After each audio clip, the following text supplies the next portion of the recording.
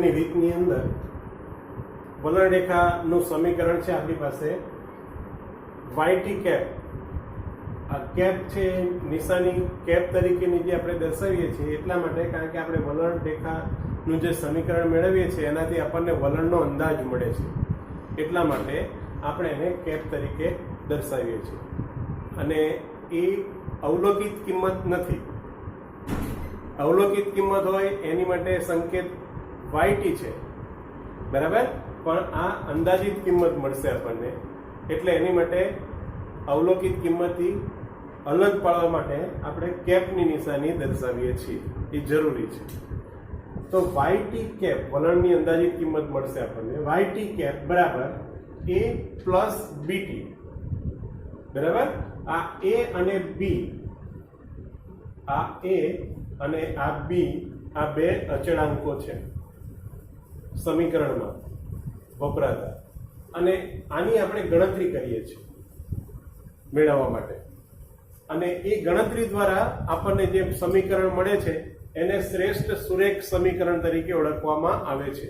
વલણ રેખાનું આ શ્રેષ્ઠ સુરેખ સમીકરણ છે, અથવા શ્રેષ્ઠ વલણ રેખા છે એમ પણ કહી શકાય, બરાબર. જેમ નિયત સંબંધ રેખામાં આપણે જ્યારે ન્યૂનતમ વર્ગની રીત શીખતા હતા ત્યારે જણાવ્યું હતું કે ન્યૂનતમ વર્ગની રીત દ્વારા મેળવાયેલી નિયત સંબંધ રેખા એ શ્રેષ્ઠ નિયત સંબંધ રેખા છે.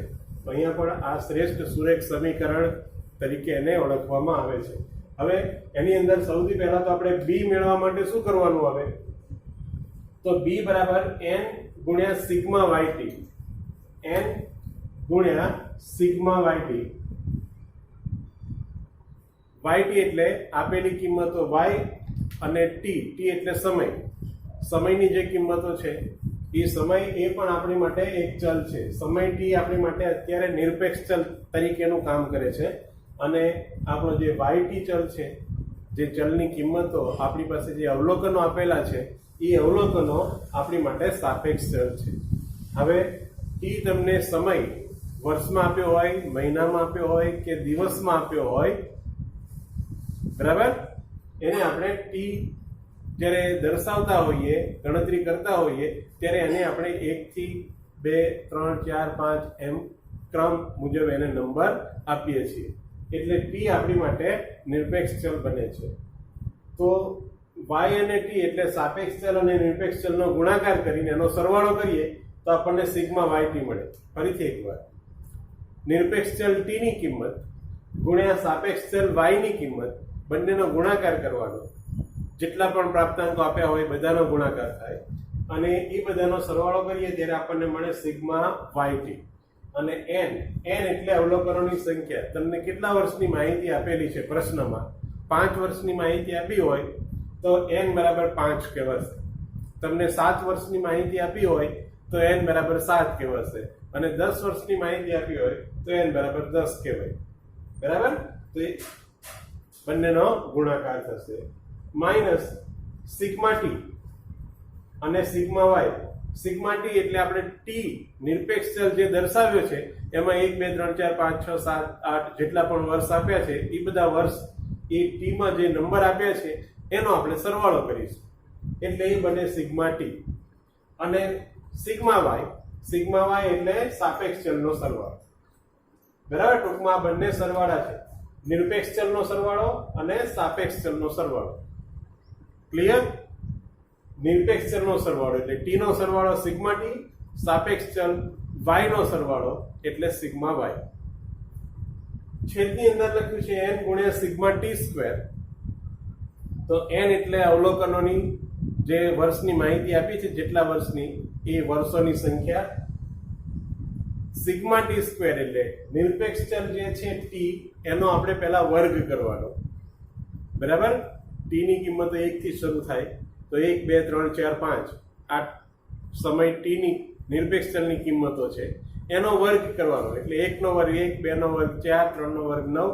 એ પ્રમાણે જ્યાં સુધી આપણી પાસે t ની કિંમત હોય ત્યાં સુધી આપણે t ની કિંમતનો વર્ગ કરવાનો, પછી એનો આપણે સરવાળો કરીએ ત્યારે આપણને મળે સિગ્મા ટી સ્ક્વેર, એટલે એનો આપણે n સાથે ગુણાકાર કરશું, બરાબર. n ગુણ્યા સિગ્મા ટી સ્ક્વેર. અને અહીંયા લખ્યું છે સિગ્મા ટી નો વર્ગ, સિગ્મા ટી હોલ સ્ક્વેર છે એટલે સિગ્મા ટી જે આપણે ટી નો સરવાળો કરીએ કે સિગ્મા ટી નિરપેક્ષ ચલ ટી નો સરવાળો અને એનો સરવાળાનો વર્ગ કરવાનો છે અહીંયા. તો અહીંયા સરવાળો એનો વર્ગ આ પ્રમાણે આપણે દર્શાવીએ છીએ.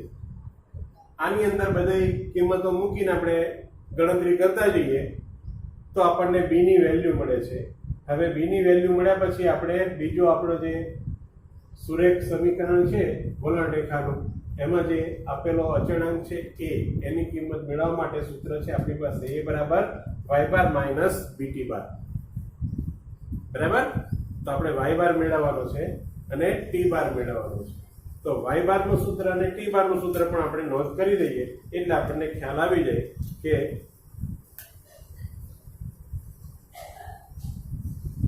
y બાર બરાબર સિગ્મા y અપોન n અને t બાર બરાબર સિગ્મા t અપોન n. બરાબર? સિગ્મા y સાપેક્ષ ચલ y નો સરવાળો કર્યો, કેટલા વર્ષની માહિતી હતી એ વર્ષની સંખ્યાથી ડિવાઈડ કર્યા એટલે આપણને y નો ચલ જે છે એનો મધ્યક મળે y બાર, અને t બાર એટલે સમયનો t ચલ આપણે જે દર્શાવ્યો છે એનો મધ્યક બને છે t બાર. બરાબર? તો t નો સરવાળો કર્યો, કેટલા વર્ષ હતા એનાથી ડિવાઈડ કર્યા વર્ષોની સંખ્યા વડે. બરાબર? તો આપણને એની કિંમત મળે છે t બાર. તો એ મેળવવા માટે આપણી પાસે y બાર માઇનસ bt બાર આ પ્રમાણે કિંમત મળી જાય. હવે એની કિંમત મળે એટલે આ સમીકરણની અંદર આપણે a અને b ની કિંમતો મૂકશું. બરાબર? ધારો કે a બરાબર 15 આવ્યા અને b બરાબર 3 આવ્યા તો અહીંયા yt કેપ બરાબર શું આવે તો કે 15 વત્તા 3t 15 plus 3t. y cap is equal to 15 plus 3t. આ આપણું સુરેખ સમીકરણ બને વલણ રેખાનું. બરાબર? તો એ સુરેખ સમીકરણમાં પછી આપણે t ની જગ્યા ઉપર આગામી વર્ષોની તમને અનુમાન કરવાની સૂચના મળેલી હોય તો એ પ્રમાણે આપણે t ની કિંમત મૂકી અને એનું અનુમાન કરવાનું આવશે. બરાબર? તો આ પ્રમાણે છે. આપણે એક દાખલો એનો બોર્ડ ઉપર લઈએ એટલે એનો ખ્યાલ આવે. ઓકે? તો ન્યૂનતમ વર્ગની રીતના આ સૂત્ર છે, ખાસ સમજવા પાત્ર અને યાદ રાખવાનું છે. 5 માર્ક્સનું ખૂબ સહેલા દાખલા છે, ખૂબ સહેલી ગણતરી છે અને 5 માંથી 5 માર્ક્સ આપણને પૂરેપૂરા મળે એમ પણ છે. તો દરેકે ખાસ આની અંદર ધ્યાન આપવું.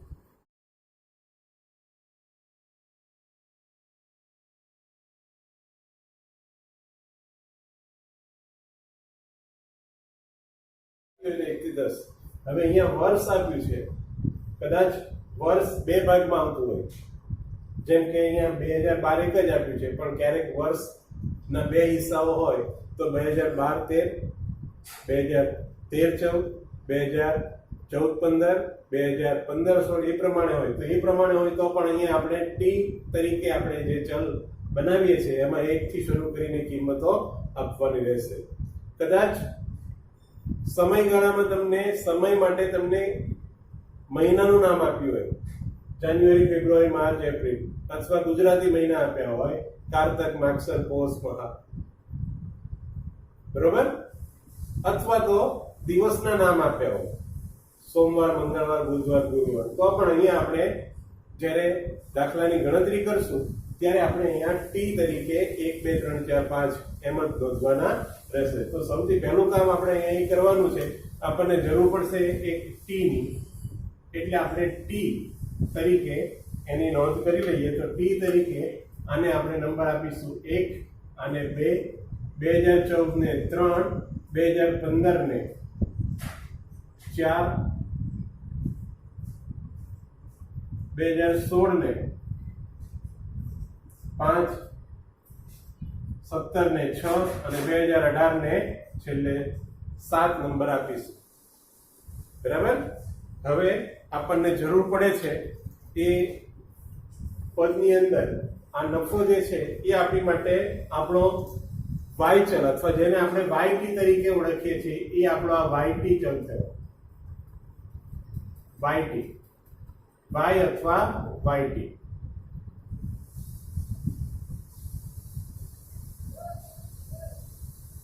બરાબર, આ આપણા અવલોકનો છે અથવા પ્રાપ્તાંકો છે અથવા આપણી ચલ yt ની કિંમતો છે. સમયને બતાવી દીધો t. હવે આપણને બે કોલમની જરૂર પડે છે b મેળવવા માટે. b મેળવવા માટે આ એક જરૂર પડશે t² એટલે t નો વર્ગ. અહીંયા જે t ની કિંમતો મેળવી છે એનો વર્ગ કરવાની જરૂર પડશે. પછી આપણે એનો સરવાળો કરવાનો, ત્યારે આપણને મળે σt². બરાબર. અને બીજી જરૂર પડશે આપણને yt અને t ના ગુણાકારની. બરાબર, એટલે એ yt તરીકે આપણે ઓળખીશું. y ગુણ્યા t નો ગુણાકાર કરવાની જરૂર પડશે. એટલે આપણને આ રીતે કોલમની જરૂર પડે. હજી બીજા બે કોલમ આપણે તૈયાર કરીએ છીએ. હું બોર્ડ ઉપર તૈયાર કરું. હવે અહીંયા t દર્શાવી દીધા. t પછી આપણને જરૂર પડે છે t નો વર્ગ કરવાની. એટલે t માટે જે કિંમત આપણે મેળવી છે એ t નો વર્ગ કરીએ તો t નો વર્ગ. બરાબર, એક કોલમ એનું આવશે અને આપણો ચલ y અને સમયનો ચલ t આ બંનેનો ગુણાકાર એટલે e હશે આપણી માટે yt. બરાબર, આટલા કોલમની આપણને જરૂર પડે છે. સૂત્ર લખ્યું છે b બરાબર n into sigma yt. n into sigma yt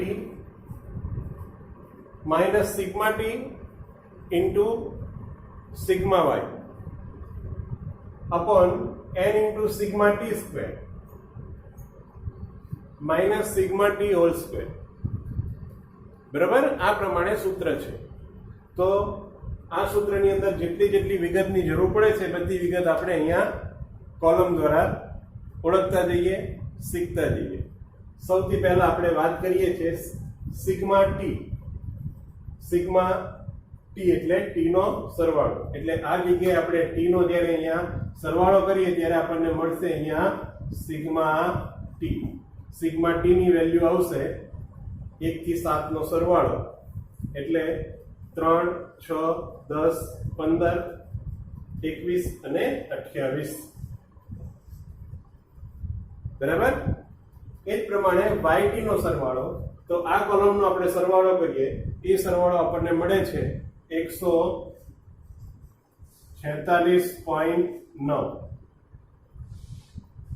આ આપણી માટે છે સિગ્મા y.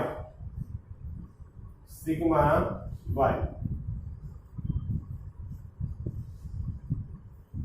બરાબર, આ થઈ ગયા સિગ્મા y.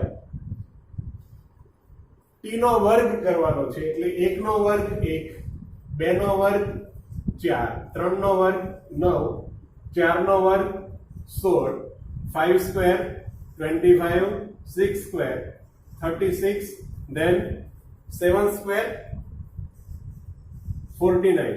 આ કોલમનો આપણે જ્યારે સરવાળો કરીશું ત્યારે આપણને t² નો સરવાળો એટલે સિગ્મા t² મળે.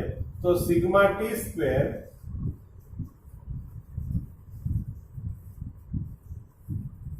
સિગ્મા t² આપણને મળશે. સિગ્મા t² આપણને મળશે 140. બરાબર, હવે બે નો ગુણાકાર સૌથી અગત્યનું કોલમ y અને t નો ગુણાકાર. તો y અને t નો ગુણાકાર 22.2 ગુણ્યા 1 22.2. બરાબર, ત્યાર પછી 21.8 ગુણ્યા 2. અહીંયા t દર્શાવી દીધા. t પછી આપણને જરૂર પડે છે t નો વર્ગ કરવાની. એટલે t માટે જે કિંમત આપણે મેળવી છે એ t નો વર્ગ કરીએ તો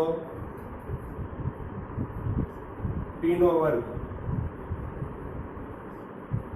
બરાબર, એક કોલમ એનું આવશે અને આપણો ચલ y અને સમયનો ચલ t આ બંનેનો ગુણાકાર એટલે e હશે આપણી માટે yt. બરાબર, આટલા કોલમની આપણને જરૂર પડે છે. સૂત્ર લખ્યું છે b બરાબર n into sigma yt, n into sigma yt minus sigma t into sigma y upon n into sigma T square minus sigma T whole square.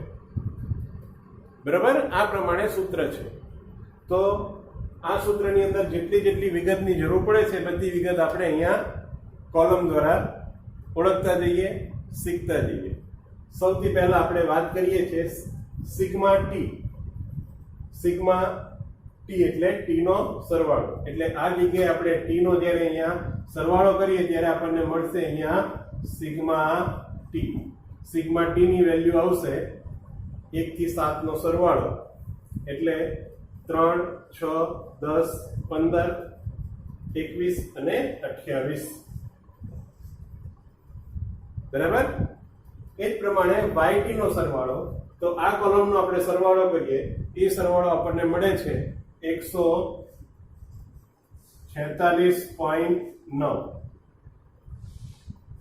આ આપણી માટે છે સિગ્મા y. સિગ્મા y બરાબર, આ થઈ ગયા સિગ્મા y. t નો વર્ગ કરવાનો છે એટલે 1 નો વર્ગ 1, 2 નો વર્ગ 4, 3 નો વર્ગ 9, 4 નો વર્ગ 16, 5 સ્ક્વેર 25, 6 સ્ક્વેર 36, then 7 સ્ક્વેર 49. આ કોલમનો આપણે જ્યારે સરવાળો કરીશું ત્યારે આપણને ટી સ્ક્વેર નો સરવાળો એટલે સિગ્મા ટી સ્ક્વેર મળે. તો સિગ્મા ટી સ્ક્વેર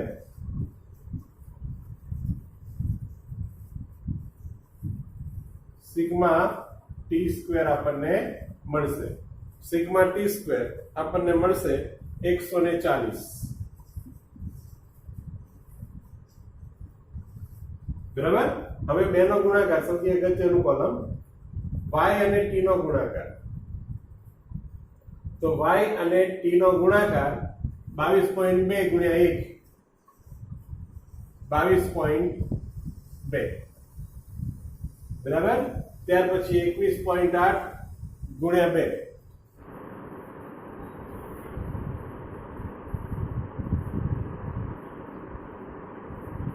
21.8 ગુણ્યા 2 43.6, 21.3 ગુણ્યા 9 એટલે આપણને મળશે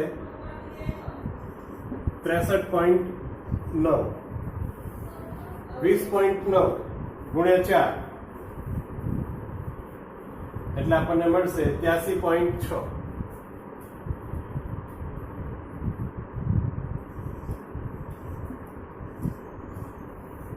$20.6 ગુણ્યા 5 103.0. 20.2 ગુણ્યા 6 121.2. બરાબર, અને 19.9 ગુણ્યા 7 એટલે 139.3. આ બધાનો ગુણાકાર કરી અને ગુણાકારનો સરવાળો કરીએ ત્યારે આપણને મળે સિગ્મા yt અને એ આપણને મળે છે 576.8. આ રીતે આપણને કિંમતોની જરૂર પડે છે. yt નો સરવાળો એટલે સિગ્મા yt અથવા સિગ્મા y.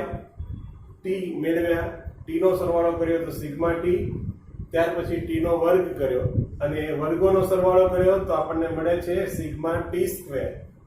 ત્યાર પછી છેલ્લું કોલમ y અને t નો ગુણાકાર, આ બંને કોલમનો ગુણાકાર કર્યો અને ગુણાકારનો સરવાળો કર્યો તો આપણને 1 2 3 4 વસ્તુની જરૂર પડે છે સૂત્રમાં. ચારે ચાર વસ્તુ આપણી રેડી થઈ ગઈ અને એક પદ આવે છે n. n એટલે આપેલા સમયગાળાની સંખ્યા, કેટલા વર્ષ છે, કેટલા મહિના છે, કેટલા દિવસ છે. અહીંયા આપણને 7 વર્ષ આપ્યા છે એટલે n બરાબર 7 લેવાય. આટલું કર્યા પછી સૌથી પહેલું કામ આપણે બે મધ્યક મેળવવાના આવે છે. એક આપણો જે t ચલ બની ગયો એ t ચલનો મધ્યક, બરાબર, સમયનો જે ચલ છે આપણો t એનો મધ્યક મેળવવાનો અને એ આપણો જે ચલરાશિની અહીંયા નફો ₹1,00,000 આપ્યો છે તો એનો એક મધ્યક આપણે મેળવવાનો છે. t નો મધ્યક આપણે t બાર તરીકે ઓળખીશું. તો t બાર ની કિંમત મેળવીએ. t બાર બરાબર સૂત્ર એનું બનશે સિગ્મા t અપોન n. બરાબર, મધ્યકનું સૂત્ર સિગ્મા t અપોન n એટલે t નો મધ્યક મળે t બાર બરાબર 28/7 વર્ષ છે એટલે 7 એટલે એનો મધ્યક આપણને મળી જાય 4. ત્યાર પછી બીજો મધ્યક આપણે મેળવીએ એ છે y બાર. y બાર એટલે આપણા ચલનો મધ્યક એટલે sigma y upon n. Sigma y upon n બરાબર. અહીંયા y ઓફ t તરીકે પણ દર્શાવી શકાય અને સિગ્મા y તરીકે પણ દર્શાવી શકાય. તો 146.9 છેદમાં 7 બરાબર આપણને એનો મધ્યક મળશે 20.98. આ પ્રમાણે આપણને એના મધ્યક મળે છે. હવે સૂત્ર બોર્ડ ઉપર લખ્યું છે. બી મેળવવાનો છે. બી મેળવ્યા પછી આપણે બીજો અચળાંક જે જરૂર પડે છે સમીકરણમાં, વલણ રેખામાં સ્મોલ a, એની કિંમત મેળવીશું. બરાબર, આ બંને કિંમત મેળવીએ એટલે એ આપણી વલણ રેખાના પૂરતા આપણા જે કોઈ પણ પદ આવે છે એ પદ આપણને મળી જશે. સંપૂર્ણપણે તમે જોશો કે આ જે પ્રશ્ન છે ન્યૂનતમ વર્ગની રીતનો એ નિયત સંબંધના પ્રશ્નની જેવું જ સમીકરણ આવે છે. એટલે નિયત સંબંધમાં આપણે જે કંઈ પણ સમજ્યા અહીંયા તમને થોડુંક માર્ગદર્શન એનું મળી રહેશે. બી ની અંદર આપણે કિંમતો મૂકતા જઈએ તો n બરાબર 7, સિગ્મા yt ની કિંમત આવી ગઈ 576.8. 576.8 માઇનસ સિગ્મા t અને સિગ્મા y બંનેનો ગુણાકાર. તો સિગ્મા t 28 છે, 28 અને સિગ્મા 146.9. આ બંને સરવાળાની અહીંયા જરૂર પડશે અને છેદની અંદર n એટલે 7 અને સિગ્મા t સ્ક્વેર. તો સિગ્મા t સ્ક્વેર આવી ગયા 140 માઇનસ સિગ્મા t એનો આખાનો વર્ગ છે. બરાબર, સિગ્મા t બ્રેકેટમાં અને એનો વર્ગ આપ્યો છે એટલે સિગ્મા t તો 28 છે તો 28 અને એનો વર્ગ આ પ્રમાણે આવશે. બરાબર, હવે આની ગણતરી કરવાની છે. બરાબર, તો 7 ગુણ્યા 576.8 જે yt ની કિંમત આવી બંનેનો ગુણાકાર થશે પદની અંદર આપેલું છે એ પ્રમાણે, માઇનસ 28 નો ગુણાકાર કરીશું 146.9 સાથે. પછી આમાંથી આ બાદ કરી નાખશું. 7 ગુણ્યા 140 કરવાના અને 28 નો વર્ગ કરવાનો. બરાબર, એટલે અહીંયા સેકન્ડ સ્ટેપ ની અંદર આપણે બધાનો ગુણાકાર દર્શાવી દઈએ તો એ ગુણાકાર છે એ આ પ્રમાણે આવશે.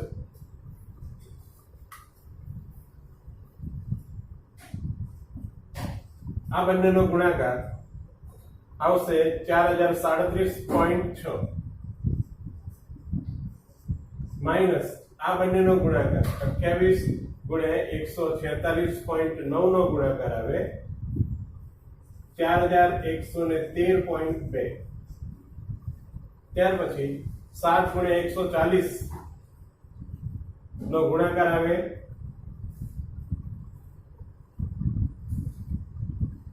980 માઇનસ 28 નો વર્ગ એ હશે 784. બરાબર, આ પ્રમાણે હશે. આ બંનેનો ગુણાકાર 4037.6. 28 ગુણ્યા 146.9 નો ગુણાકાર આવી ગયો 4113.2.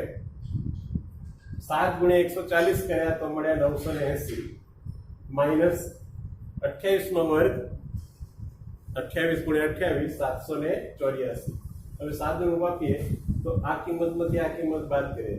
હવે આ માઇનસ કરવાના છે એ આના કરતા વધી જાય છે એટલે જવાબ માઇનસમાં આવશે. બરાબર, અહીંયા પ્લસ કે માઇનસ કોઈ પણ જવાબ હોઈ શકે. જેમ નિયત સંબંધાંકમાં અંશમાં પ્લસ કે માઇનસ મળતા હતા એ પ્રમાણે એનો નિયત સંબંધાંક અથવા તો નિયત સંબંધ રેખાનો ઢાળ નક્કી થતો હતો. બરાબર, એમ અહીંયા પણ અંશની અંદર જે કોઈ પણ આપણે સાદુરૂપ આપીએ એનો જવાબ પ્લસ પણ હોઈ શકે, માઇનસ પણ હોઈ શકે. પ્લસ હોય તો પ્લસ, માઇનસ હોય તો માઇનસ. તો 4037.6 માઇનસ 4113.2 કરીએ તો આપણને જવાબ અહીંયા માઇનસમાં મળે માઇનસ 75.6 7.6. અને 980 માંથી 784 બાદ કરીએ તો આપણને મળશે 196. 980 માઇનસ 784 તો આપણને મળે 196.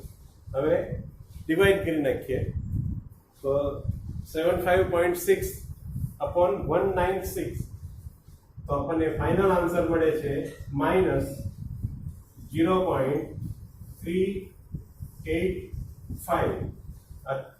પોઈન્ટ પછી 3 ડિજિટ રાખી શકો અને 2 ડિજિટમાં રાખવું હોય તો અહીંયા ત્રીજો ડિજિટ 5 કે 5 થી વધારે હોય તો આગળનામાં એક ઉમેરીને આપણે દર્શાવી શકીએ.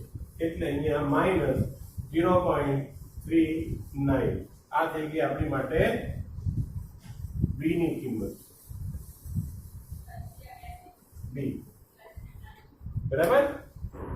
ચાલો, બી ની કિંમત આપણી પાસે આવી ગઈ માઇનસ 0.39. બરાબર. હવે આપણે એ મેળવવા માટે એ માટે સૂત્ર શું છે? a is equal to y bar minus b t bar. એટલે y બારની કિંમતમાંથી બી અને ટી બારનો ગુણાકાર કરીને બાદ કરવાનો. બરાબર. તો એની કિંમત આપણે દર્શાવતા જઈએ તો આપણી પાસે y બારની કિંમત છે y બાર બરાબર 20.98 માઇનસ બી ની કિંમત આવી ગઈ માઇનસ 0.39 માઇનસ 0.39. બરાબર. હવે ટી બાર, તો ટી બાર ની કિંમત 4 તો 20.98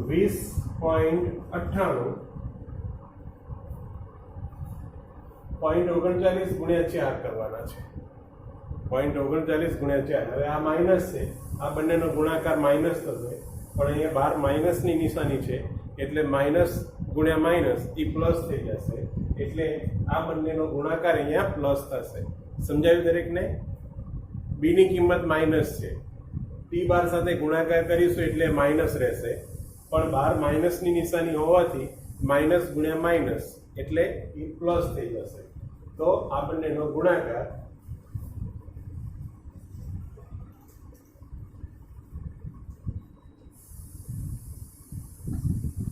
1.56. બરાબર. 1.56.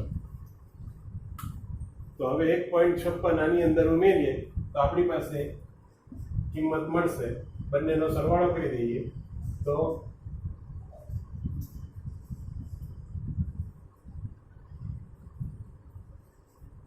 22.54 એ બરાબર. તેથી એ બરાબર 22.54. આ આપણો જે બીજો અચળાંક આપણને વલણ રેખામાં જરૂર પડે છે 22.54. બરાબર. તો આપણી પાસે વલણ રેખા તૈયાર થઈ ગઈ. હવે અહીંયા નોંધીશું. તેથી વલણ રેખા y કેપ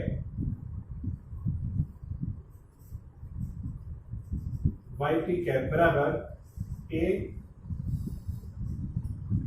પ્લસ bt આ પ્રમાણે છે. a પ્લસ bt બરાબર. હવે એની અંદર આપણી પાસે જે અચળાંકો છે એની કિંમત મૂકી દઈએ એટલે એ આપણી વલણ રેખા થઈ. તો વલણ રેખા આ પ્રમાણે હશે. તેથી yt કેપ આપણે એ કેપ મૂકવી જરૂરી છે. કેમ? કારણ કે આ અંદાજ છે. વલણનો આપણે અંદાજ મેળવીએ છીએ, ભવિષ્ય માટે અનુમાન પણ કરીએ છીએ. બરાબર. એટલે એ અનુમાન હોવાથી આપણે કેપ મૂકીએ છીએ. yt કેપ બરાબર એની કિંમત આવી ગઈ 22.54. બી ની કિંમત માઇનસ છે એટલે માઇનસ 0.39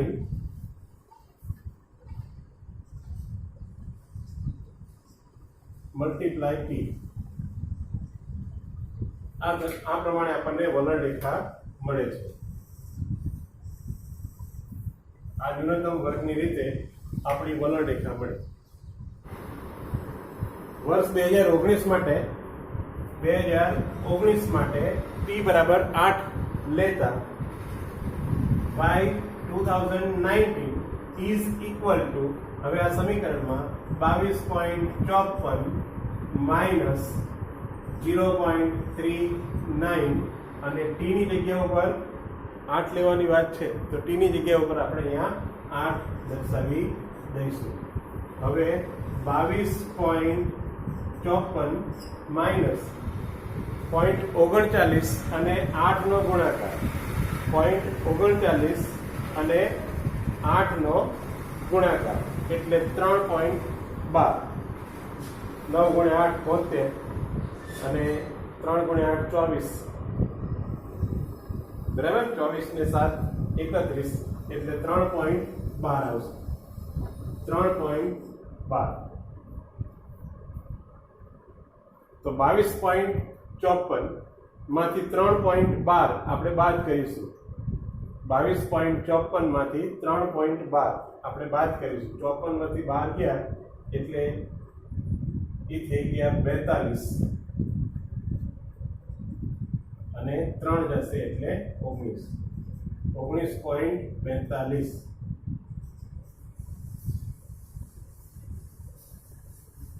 by 2019 y કેપ. બરાબર. અને આપણો ચલ છે એ લાખ રૂપિયામાં છે એટલે છેલ્લે જે જવાબ આવે ને એની પાછળ આપણે લખીશું લાખ રૂપિયા.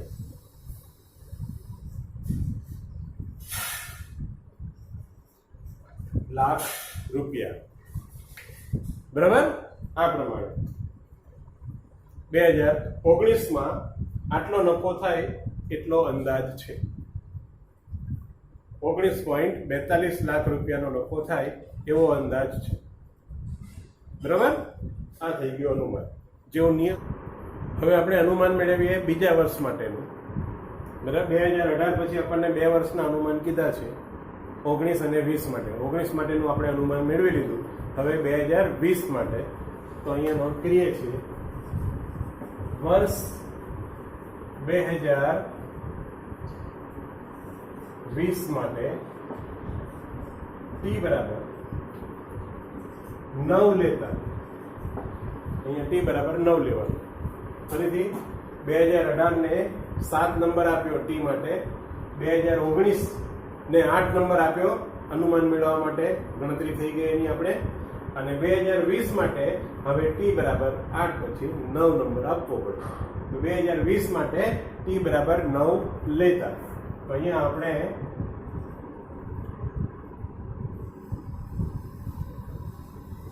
20. આ પ્રમાણે પણ તમે અહીંયા લખી શકો t બરાબર 9 લીધા છે તો y cap of 9 સમીકરણ સેમ રહેશે 22.54 માઇનસ 0.39 અને t બરાબર આપણે 9 લેવાના છે તો 9 22.54 માઇનસ બંનેનો ગુણાકાર 0.39 ગુણ્યા 9 એટલે 3.51. 54 માંથી 51 ગયા એટલે 0.3 રહેશે. 22 માંથી 3 જાય એટલે 19 રહેશે. 19.03. આ થઈ ગયું આપણું 2020 નું અનુમાન. y cap 2020 અને આપણો ચલ લાખ રૂપિયામાં આપેલો છે એટલે છેલ્લે આપણે જવાબમાં લાખ રૂપિયા આ પ્રમાણે દર્શાવીશું.